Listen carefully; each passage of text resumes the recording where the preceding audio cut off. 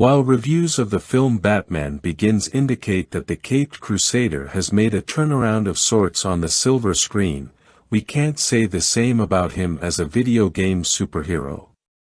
Yes, the new Batman Begins game from Electronic Arts and Eurocom certainly captures the fearsome new look of Batman as portrayed in the movie.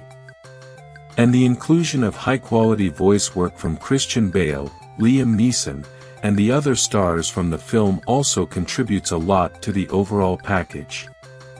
Unfortunately, the gameplay feels too much like a mishmash of several other well-known gaming franchises and ends up overly simplistic.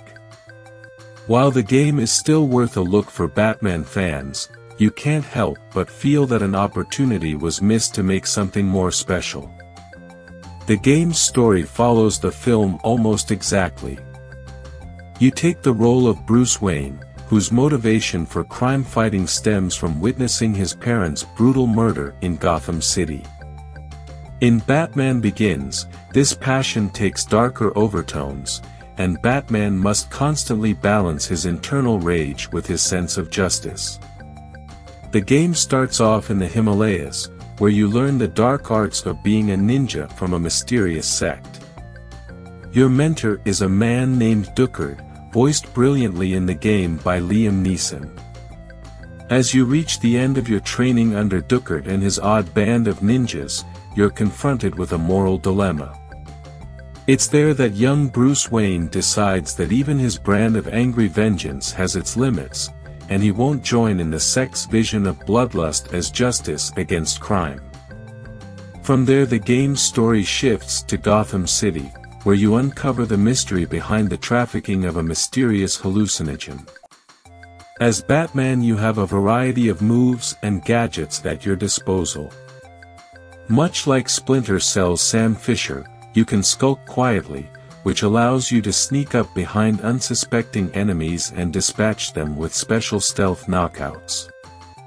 These aren't stealth kills, however, because there's no blood in this game, and no one ever dies. You also have the benefit of a radar screen in the bottom left corner, which shows you the location of your objectives and the position of all nearby enemies, even the ones you can't see. From time to time you'll also see a picture-in-picture screen pop up, which can show you nearby conversations between enemies or a security camera view. Unfortunately, the picture-in-picture screen causes horrible slowdown in the PS2 version of the game. The GameCube and Xbox versions don't seem to suffer this problem. Batman is also quite an acrobat. You can climb up fences, double jump and mantle up onto ledges, swing across wires, crawl across ceiling pipes, and grapple up to high places. With these abilities available to you, many of the levels are designed with minor environmental puzzles, forcing you to look around the rooms and buildings and find pathways, such as sneaking into Arkham Asylum without alerting the armed guards outside. This gives the game somewhat of a Prince of Persia flavor at times, but since the pathways in Batman Begins are completely obvious, making your way from point A to point B isn't nearly as satisfying. Combat in the game is predicated largely on fear-scaring your foes into letting their guard down. While the fighting system in the game lets you punch, kick, and do combination moves to fend off multiple attackers, you'll die quickly against enemies armed with guns. So when confronted with several gun-toting opponents, you need to figure out a way to even the odds in your favor. To do that, a simple fear mechanic is included in the game. Usually this involves simply blowing up nearby explosive barrels or using your batarang to knock over a conveniently located support structure to spill crates near a group of enemies. And that's about all there is to it. There's no build-up or cleverly toying with your enemies, forcing them to separate. You simply enter a room, tap on the D-pad a few times to find all the interactive items, and then sneak in position to batarang the fear trigger, which sets off a scripted sequence and always causes fear in your enemies. It all feels very mechanical and becomes less and less interesting the more you do it.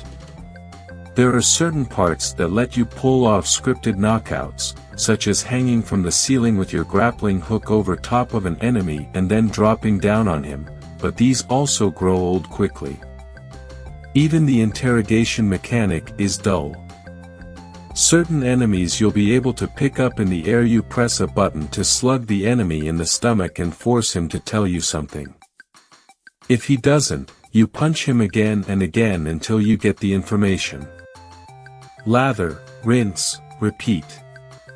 When you actually are forced to fight, the game is like a standard beat-em-up.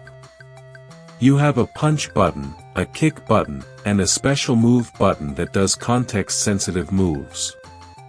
If several enemies surround you, you'll do a helicopter kick that knocks all nearby opponents down.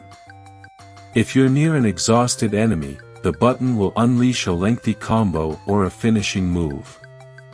The same button also unleashes a slow, unblockable punch to break through an enemy's guard. You have smoke grenades and flashbangs at your disposal, which can temporarily disorient a group of enemies, allowing you to take them on one at a time without interference. You can't take too much punishment, so the game definitely encourages, and oftentimes forces, you to do as many stealth KOs as possible and use all the fear mechanics available in an area to minimize time spent in combat. So between all the sneaking, the climbing, the scaring, and the fighting, what else is there to do in a Batman game? Drive the Batmobile, of course.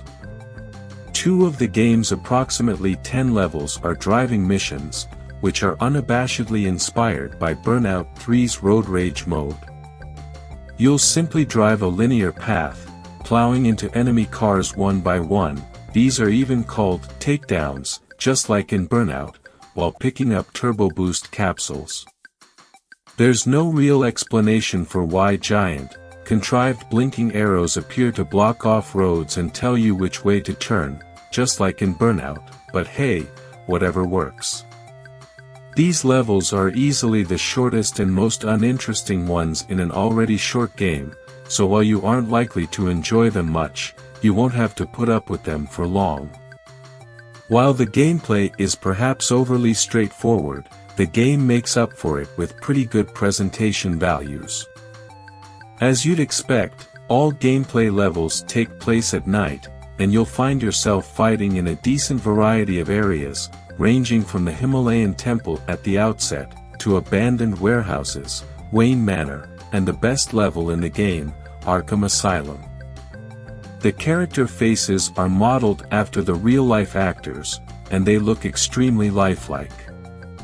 You'll easily recognize Bale, Neeson, and the other stars of the film. The animation in the game can get stilted and spotty at times, but overall the character designs are good and definitely fit the game's brooding theme.